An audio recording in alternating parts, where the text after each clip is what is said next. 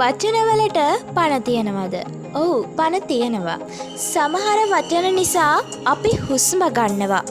සමහර වචනවලට පුළුවන් අපිට හැමදේම එපා කරන්න. ඒත් සමහර වචනවලට පුළුවන් මිනිස්සුන්ට අලුත් බලාපොරොත්තුවක් දෙන්න.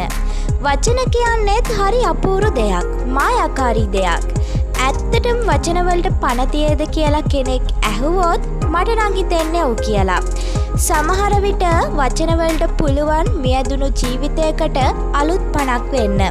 කෙනෙක්ව අලුතින් ජීවත් කරවන්න. අලුතින් බලාපොරොත්තුවක් දෙන්න. බිඳුණු හිතකට සැනසීමක් වෙන්න. සමහර වචන නිසා මිනිස්සු අලුතින් හුස්ම ගන්නවා. ඒ වගේම සමහර වචන නිසා මිනිස්සු මැරි උපදිනවා.